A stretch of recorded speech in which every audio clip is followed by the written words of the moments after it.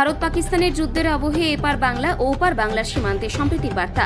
একদিকে পাকিস্তানের বেয়াদবির পাল্টা জবাব দিচ্ছে ভারতীয় সেনাবাহিনীর পক্ষ থেকে করা হচ্ছে একের পর এক প্রত্যাঘাত।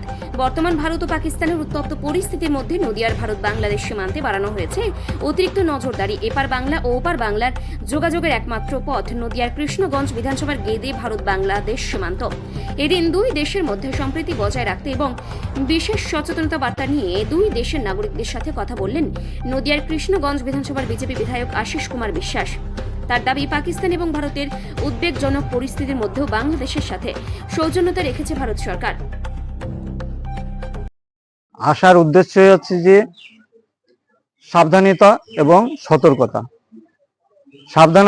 সতর্কতা, অ্যালার্মনেস, যে বাংলাদেশ থেকে আমি দেখতে এসেছি, দেখতে চাই যে প্রত্যেকটা বিওপি এই কৃষ্ণগঞ্জ বর্ডার সহ যে কটা বিওপি আছে সব কমান্ডেন্ট সাহেব তারা অ্যালার্টনেস কিভাবে শিডিউল করেছে, কিভাবে ডিউটি, নর্মালি ডিউটি চলতেই থাকে, কিন্তু এখন যা দেখতে পাচ্ছি যে নর্মাল ডিউটির থেকে এরা আরো বেশি শক্তভাবে ডিউটি করছে। ডিপ্লয়মেন্ট এবং ছুটি ছাটা বন্ধ বা রিল্যাক্সেশন বন্ধ, 24 আওয়ার্স ডিউটি, সেই হিসাবেই আলোচনা হলো। কমান্ডেন্ট সাহেব, আমাদের ধীরাজ সাহেব এখানে কমান্ডেন্ট, এই বিওপির গেদে বিওপির কমান্ডেন্ট সাহেব, কোম্পানি কমান্ডেন্ট সাহেবের সঙ্গে আলোচনা করে আমি ওনার সঙ্গেই পরিদর্শন করলাম। এখানকার যত স্টাফ আছে এবং আইবি রিপোর্টে যা আছে, ভিজিলেন্সের যারা আছে, তারা এই পাড়ায় পাড়ায় এটা তল্লাশি করছে। এইবার আমি দেখতে পাচ্ছি এখানে যে চেকপোস্ট, গেদে চেকপোস্ট বাংলাদেশ ভারত, তো সেখানে মেডিকেল ভিসায় বাংলাদেশি যে মায়েরা, ভাইয়েরা, বোনেরা এসেছেন তাদের সঙ্গেও আলোচনা করলাম যে কি জন্য এসেছেন, ওখানে পরিস্থিতি কি, এখন কি শান্তি আমন আছে, ইন্ডিয়া এখন আপনারা ট্রিটমেন্ট করাতে এসেছেন।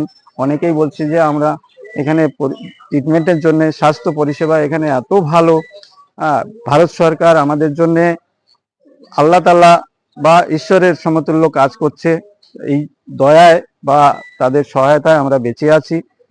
কয়েকবার আসা যাওয়া করেছে, এখন তারা সুস্থ।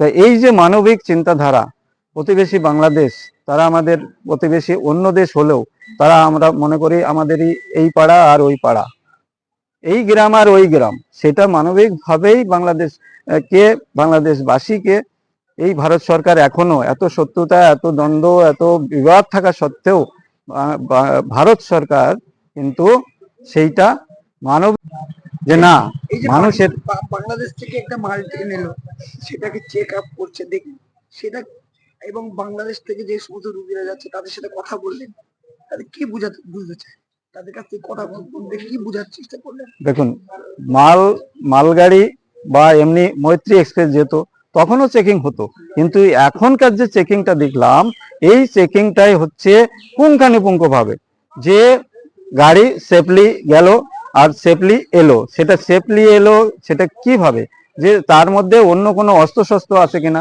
অন্য কোনো অবৈধ কোনো পশু পাখি আছে কিনা, বা অবৈধ কোনো বস্তু আছে কিনা, কেউ কোনো কিছু। অনেক ধন্যবাদ জানাই যে উনি আমাদের সবার ভালো দিকটা ভেবে কথাগুলো বলেছেন, যেন সবাই শান্তিতে বসবাস করতে পারি, সবাই শান্তিতে থাকতে পারি। হ্যাঁ, আমরা কেউ কারোর শত্রু না, সবাই সবার বন্ধু হয়ে থাকতে চাই, এটাই। আর ওনাকে অনেক ধন্যবাদ যে উনি ভালো আমাদের কথা বলেছেন সবার জন্য। আপনার নাম, আপনি কোথা থেকে এসেছেন? আমার নাম হচ্ছে রহিমা খাতুন শিবলি, আমি বাংলাদেশ থেকে এসেছি, বাংলাদেশের রাজশাহী জেলা। কি করতে এসেছেন ইন্ডিয়াতে? আমি এসেছি আমার ক্যান্সারের চিকিৎসা করতে। আল্লাহর মধ্যে আমি ইমপ্রুভ হয়েছি, সুস্থতা লাভ করেছি। আবার ইনশাল্লাহ আমাকে যেতে হবে 3 মাস পর। আপনি বাংলাদেশ থেকে এলেন, পশ্চিমবঙ্গের বিধায়কের সাথে কথা বললেন, এখন ভারত পাকিস্তানের মধ্যে একটা ধামাচল চলছে, এই অবস্থা নিয়ে কি বলবেন? আসলে এটা মানে যেটা সঠিক সেটা হওয়া উচিত। হ্যাঁ, অন্যায়ের পক্ষে কোনোভাবেই থাকা উচিত না।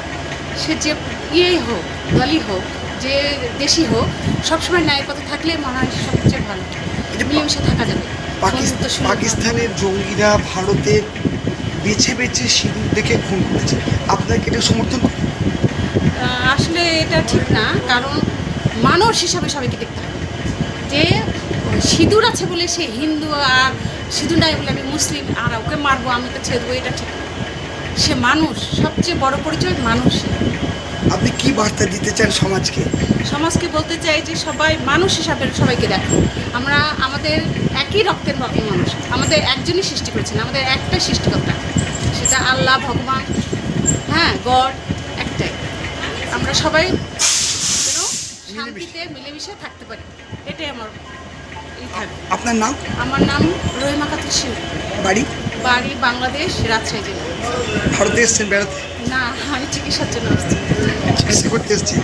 এই যে ভারতে চিকিৎসা করতে এসেছেন, এই কেমন লাগছে চিকিৎসা করতে? ভারতের চিকিৎসা তো খুবই মানে কি বলবো বলে বোঝানো যাবে না, ডাক্তারদের এত হেল্পফুল, মানে ওনারা যে আমরা ইন্টারন্যাশনাল আমাদের যে নিয়ে এত ভালো মানে সার্ভিস দেন, সত্যি ভালো লাগা বিষয়, সত্যি এটা আমরা গর্ব করতে পারি।